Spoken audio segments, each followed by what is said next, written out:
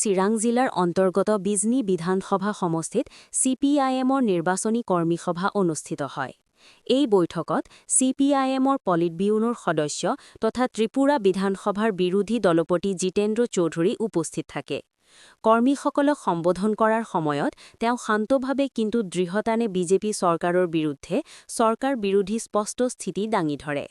জিতেন্দ্ৰ চৌধুৰীয়ে কয় যে বিজেপি চৰকাৰে ক্ষমতালৈ অহাৰ পিছৰে পৰা ইটোৰ পিছত সিটোকৈ সাধাৰণ জনতাক প্ৰতাৰণা কৰি আহিছে।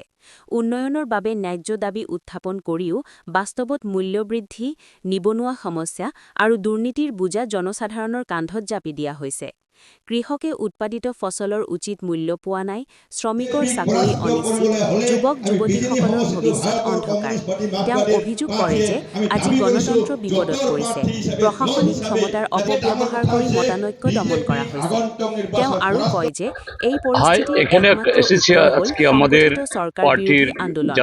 CPIMে আপোচবিহীনভাৱে ৰাইজৰ অধিকাৰ ৰক্ষাৰ বাবে যুঁজ দিব আৰু ৰাজপথলৈ ওলাই আহি বিজেপি চৰকাৰৰ জনবিৰোধী নীতিক প্ৰতিহত কৰিব। আমি সভাত গত 4 দিন ধরে আসামে আছি আন্দোলনটো এবং শক্তিশালী মানুষের কৰিবলৈ আহ্বান জনায়। যে এই নির্বাচন সম্পর্কে উপস্থিত নেতা মন কি কৰ্মীসকলে বাত বোঝার বিজেপি জন্য চৰকাৰৰ আমাদের সবল দেশের বিকল্প প্রধানমন্ত্রী যে মন কি বাত করে আমি মন কি বাত জানার জন্য news desk, Bijni, Agartala first থেকে 24। ফ্লাইটে না এসে আমি ট্রেনে এসেছি। তো যতজন যে আসামের লোক যারা ট্রেনে ছিলেন তাদের সাথে কথা বলেছি এদের মন কি বাত বোঝার জন্য। তাদের অধিকাংশ মেজরিটি বলছে যে না, আসামকে এই ডক্টর হিমন্ত বিশ্ব শর্মা এবং তার দল বিজেপির হাত থেকে উদ্ধার করতে হবে। গত 10 বছর, তার মধ্যে ডক্টর হিমন্ত বিশ্ব শর্মার হাতে 5 বছর, এর আগেরবারও তিনি ছিলেন অর্থমন্ত্রী হিসাবে। এটাকে একটা গোটা পরিবারের হাতে কক্ষিগত করার চেষ্টা হচ্ছে। প্রত্যেকটা মানুষ ক্ষুব্ধ।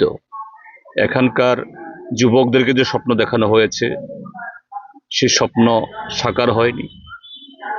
কৃষকরা আরো বেশি ফকির হয়েছে। আর আসামে এখানকার জনগোষ্ঠীর মধ্যে যে শান্তি সম্প্রীতি ছিল অতীতে, একটা সাংস্কৃতিক বৈচিত্র্যের মধ্যে একটা গর্ববোধ করতো। এখানকার বিহু উৎসবে হিন্দু মুসলমান একাকার হয়ে সবাই অংশগ্রহণ করত। আজকে সেই বিহু এটা দ্বিখণ্ডিত হয়েছে। মাঝখানে আমাদের দেশের অন্যতম যে একজন যে বিখ্যাত শিল্পী জুবিন গর্গের অকাল মৃত্যুতে সে আসামের ঐক্য আবার দেখা গেছিল। কিন্তু এখন আরো দুর্ভাগ্যের, সেই শিল্পী জুবিন গর্গের মৃত্যু নিয়েও নানা রাজনীতি হচ্ছে। তো এতে আসামবাসী আরো ক্ষুব্ধ।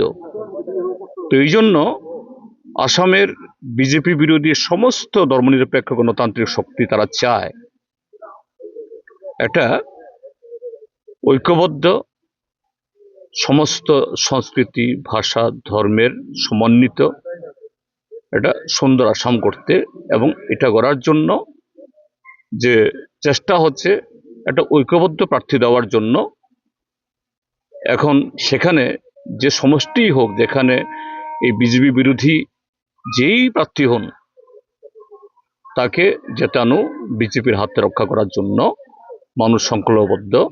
এটাকেই কিভাবে আমরা উৎসাহিত করতে পারি, আজকে আমরা এখানে এসেছি এবং সে কথাগুলো এই কর্মী সভাতে আলোচনা হয়েছে।